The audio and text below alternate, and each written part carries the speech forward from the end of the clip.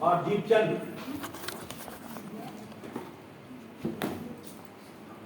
Mahendra, Kulesh and Deepchand, जल्दी तेज तेज। इसके बाद वो तैयार रहेंगे सिद्धार्थ। सभी मित्रों को नमस्कार। सर आपको भी नमस्कार। मेरा नाम महेंद्र कुलेश है। मैं जनपद पंचायत समनापुर जिला जंदौली में और 30 दिन से आप लोगों के साथ रहने का सौभाग्य प्राप्त हुआ। सर के सानिध्य में भी हमने बहुत कुछ सीखा। महेंद्र, अगर तुमको ऐसा लगता है तुम्हारी आवाज धीमी है, या माइक ले लो या आगे आ जाओ, क्या तुमको सुविधाजनक रहेगा?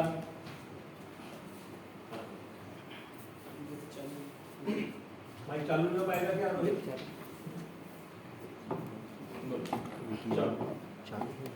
शुरू रखो, शुरू टाइम नहीं है, शुरू रखो।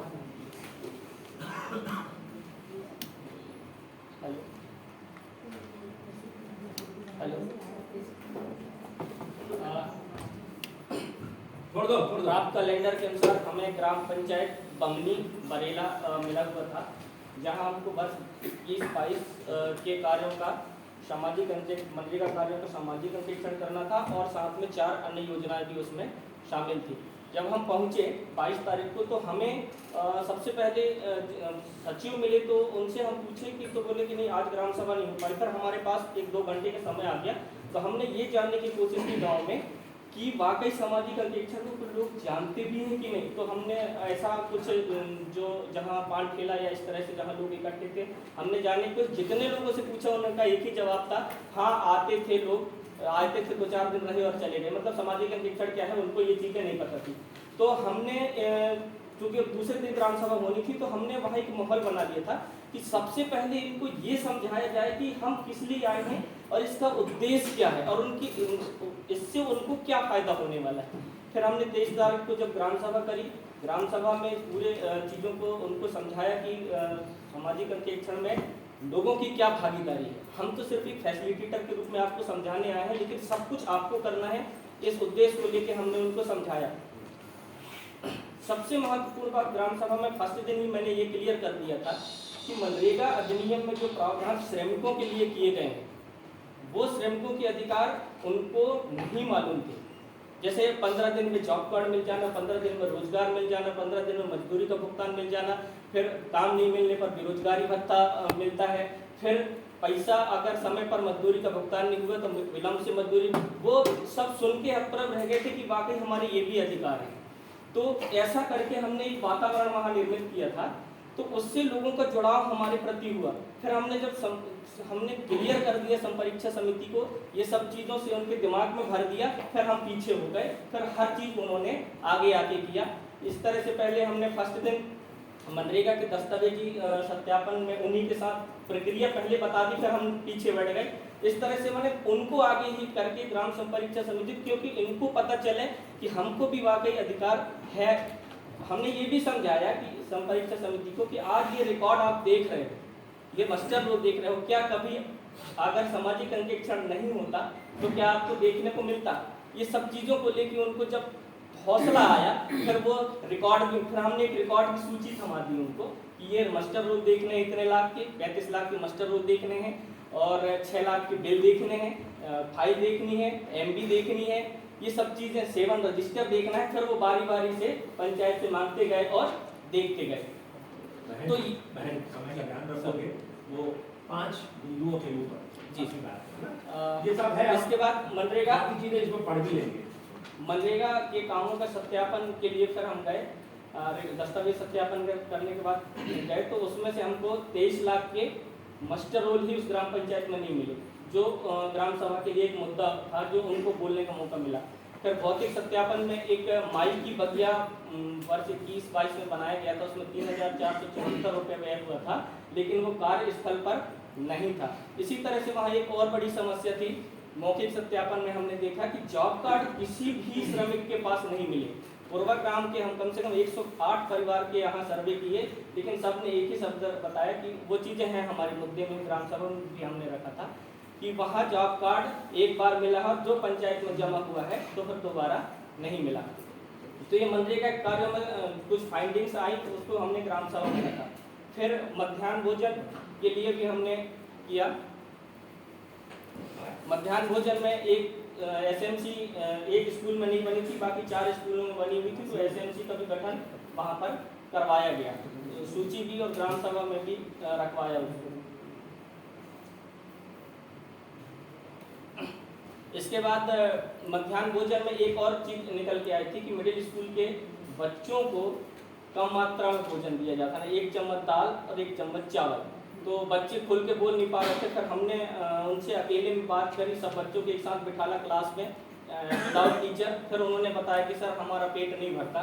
फिर उसके लिए उसको भी हमने ग्राम सभा में रखा, शिक्षक को बुलाए ग्राम सभा में, फिर ग्राम सभा से उनको चेतावनी दी गई, समूह को चेतावनी दी गई कि अब दोबारा अगर ऐसा होगा तो फिर नहीं होगा ऐसा करके। तो बहुत सारी चीज़ें जो नरेगा और मध्याह्न भोजन में हमने मुद्दे आए थे ग्राम सभा में विधिवत, और हमने नहीं, ग्राम संपरीक्षा समिति जिन्होंने उन्होंने जो देखा है उन्होंने रखा, उन्होंने पंचायत से सवाल जवाब किया।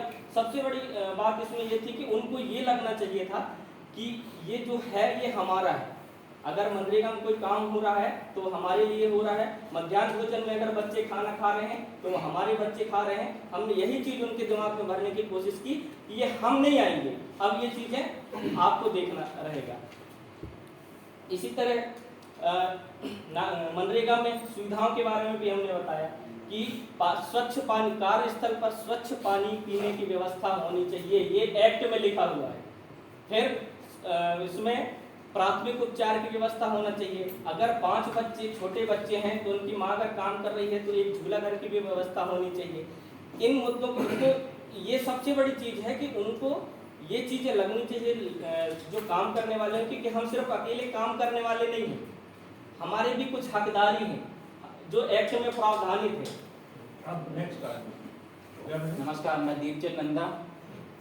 जैसा कि मित्र ने बताया, हम लोग वहाँ पे गए थे ग्राम संपरीक्षा समिति का गठन करने में मदद करने के लिए, और ना कि सामाजिक अंकेक्षण करने गए थे। हम केवल पूरा फोकस था कि यहाँ पे जो प्रशिक्षण अपन ले रहे हैं पूरी तरह से वहाँ की जो ग्राम संपरीक्षा समिति है उसको तैयार करना। तो हमने पूरा प्रयास किया कि यहाँ से जो सीखे हैं वो उनको पूरी तरह से बताएं, क्योंकि एक दीदी हैं उनको हमने ग्राम संपरीक्षा समिति में अध्यक्ष बनाए थे, तो वो बोल रही थी कि भैया आप लोग आए हैं, अभी तक ऐसा होगा हम लोग बुरे बन जाएंगे, फिर उसके बाद तो कौन क्या करेगा। तो हमने कहा देखिए हम लोग आए हैं केवल आपको सहयोग करने के लिए, हम लोग दोबारा नहीं आएंगे। ये तो हो सकता है कोई इत्तेफाक की कभी पहुंच जाएं, लेकिन दोबारा कभी नहीं आएंगे। आप ही लोगों को अपने गांव के विकास के लिए तैयार रहना है, और जो भी कुछ ऐसा आता है सामने तथ्य जो गलत है तो गलत को गलत बोलना है और सही को सही बोलना है। तो फिर दीदी बड़ी मुश्किल से तैयार हुई, ये बोल ठीक है आपने यानी कि बोला है तो हम लोग तैयार हैं।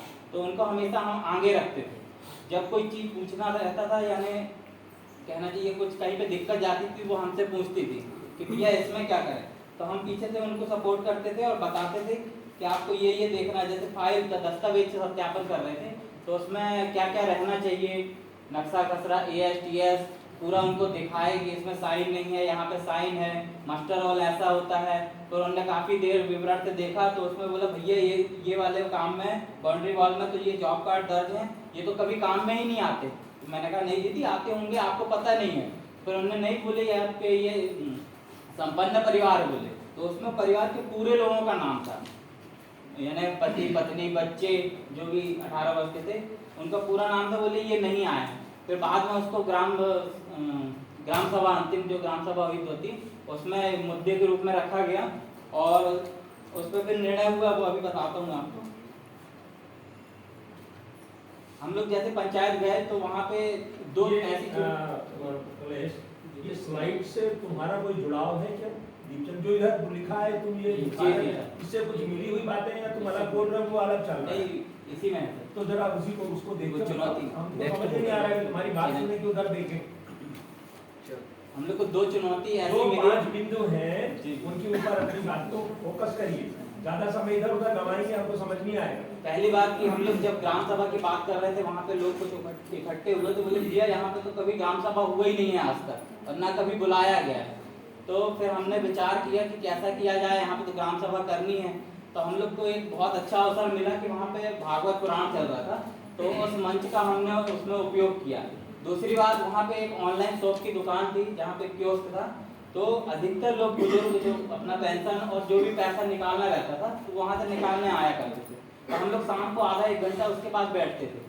तो उससे यानी कि ये ग्राम सब परीक्षा समिति और दायित्व ये सब चीज़ें बातचीत करते थे उनसे। तो उन्होंने बताया कि भैया यहाँ 2.5-3 किलोमीटर तक पैदल जाते लोग, इसलिए मैं दुकान खोला। वहाँ से हमने काफ़ी कुछ चर्चा की, बात फैलाया। दूसरा, एक दादा की दुकान थी, वहाँ पे अधिकतर बुजुर्ग लोग आया करते थे। तो हम लोग चाय पीने के बहाने वहाँ पे जाते थे और आपस में चर्चा करते थे। वो पूछते भी थे कि भैया आप कहाँ आए हैं, किस लिए आए हैं। और दूसरी बात, एक बाउंड्री वॉल का निर्माण हो रहा था, वहाँ पे विवाद के कारण से वो काम बंद हो चुका था।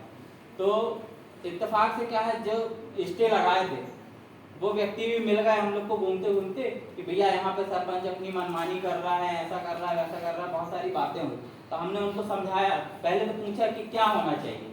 तो उन्होंने बताया कि ये बाउंड्री वॉल यदि बन जाएगा तो यहाँ पे क्या जो मैदान है, यहाँ पे मेला भी लगता है और दुर्गा उत्सव में, गणेश उत्सव में सब कार्यक्रम होते हैं और बारात आती है तो बस खड़े होने की जगह है, कई शादियाँ निपटती हैं वहाँ पे, यानी कि शादियाँ होती हैं। तो इसलिए ये मैदान क्या है, काफ़ी कुछ बहुत गांव के लिए उपयोगी है। बाउंड्री वॉल हो जाने पे क्या है, अपना गेट लगा लेंगे पंचायत वाले, फिर कुछ दिन बाद उनका अधिकार हो जाएगा तो फिर यदि किसी काम के लिए देते हैं तो टैक्स वसूलेंगे, इस टाइप की उनकी धारणा थी।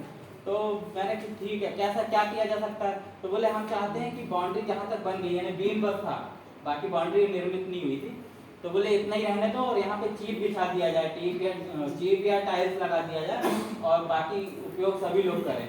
तो इस प्रकार से बातचीत हुई, उनको भी बुलाया गया ग्राम सभा में और सरपंच भी थे।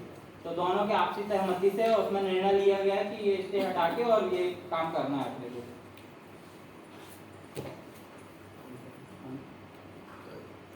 और वहाँ पे क्या, जैसे हम लोग काफ़ी समय मिला हम लोगों को वहाँ पे रहने का, तो हम लोग सुबह 10 बजे से तैयार होकर और निकल जाते थे घूमने। तो काफ़ी लोगों के साथ ऐसा बंधुत्व का भाव, यानी कि बंधुता के साथ संबंध अच्छे बन गए थे। जैसे हम लोग शाम को फ्री होते थे तो एक भजन मंडली बैठती थी वहाँ पे, 16, 17, 18 साल के लड़के थे उसमें। तब भी हमने उनको बताया तो बोले भैया हम तो 18 साल के नहीं हुए। मैंने कहा 2 साल बाद हो जाओगे 18 साल के, तब तो तुम अपने अधिकार और इसकी जानकारी रख के और आगे कुछ काम कर सकते हो। तो बोले ठीक है। तो उनने एक बार बोले कि भैया हम ग्रुप बना लेते हैं। तो मैंने कहा नहीं, ग्रुप बहुत सारे होते हैं, भले मुझे अपने ग्रुप में शामिल कर लीजिए, तो मैं कुछ ऐसी जानकारियाँ हैं वो मैं आपको शेयर करता रहूँगा। तो इस टाइप से ये मुलाकात हुई। और थोड़ा सा एक जगह हम लोग ईंट भट्टे में गए थे, वहाँ पे बहुत सारे मजदूर थे। हमें 2 पक्ष मिले वहाँ गांव को।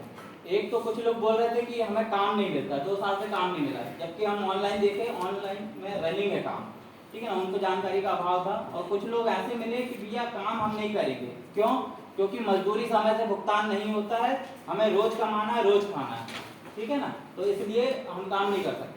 लेकिन जो बोल रहे थे कि काम नहीं मिला है, तो फिर ग्राम सभा में वो विषय को लिया गया और ऐसे 20 काम निकल के आए, उन्हीं के बीच से बोला गया, ऐसे 20 काम निकल के आए जो आगामी किया जा सकता है। वहाँ पे ये एक थोड़ा बेहतर काम किया और बेहतर किया जा सकता था, और बेहतर किया जा सकता था। जैसे प्रचार प्रसार के लिए नाटक, नुक्कड़, ये तो कठपुतली, सांस्कृतिक कार्यक्रम, लोकगीत, संगीत साधन, पोस्टर, बच्चों का जुलूस। मित्र ने जैसे बोला कि बच्चों का जुलूस निकालते हैं, तो मैंने कहा यार बच्चों को परेशान नहीं करते, क्योंकि बच्चे अभी अनभिज्ञ हैं और ये ग्राम सभा, पंचायत, ये सब कुछ नहीं समझ पाएंगे और इससे उनको फर्क भी नहीं पड़ना बड़े लोगों को। तो लास्ट और स्लाइड दिखाओ कौन सी और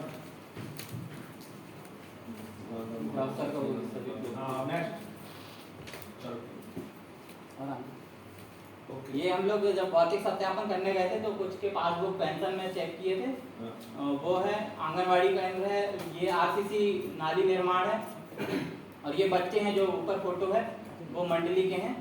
और ये सफलता की कहानी में नीचे की एक कुआं है, 4 कुएं में सर एक ही कुआं ऐसा है जहाँ पे 12 महीना पानी रहता है। तो ये बंदा सफलता की कहानी में बहुत फिट बैठे हैं, क्योंकि इन्होंने रोजगार गारंटी का काम करना बंद कर दिया और अपना खुद का ये काम करना बंद कर दिया। मतलब आपका जो विजन स्टेटमेंट है जी मनरेगा का कि वेज एम्प्लॉयमेंट से सस्टेनेबल लाइवलीहुड वो उसके पास मिल गया है। जी जी तो ये छोड़ दिया, धान के समय में धान होता है इसके, और गेहूं के समय में गेहूं, और बाकी समय में ये पानी बेचता है। आइट साइड जो खेत वाले हैं जहाँ पे पानी नहीं है तो ये पानी बहता है उनको। जी। चलो ये आपको जहाँ पे बस होगा ठीक है, ये बताना है कि जिस गांव में आप गए थे वहाँ पर क्या मशीनों से रोजगार गारंटी का कोई काम नहीं, मशीनों से कोई काम नहीं हुआ सर। और एक अच्छी बात है, मैं प्रशंसा करूंगा रोजगार सहायक की कि वहाँ पे हम लोग पेंशन के लिए गए।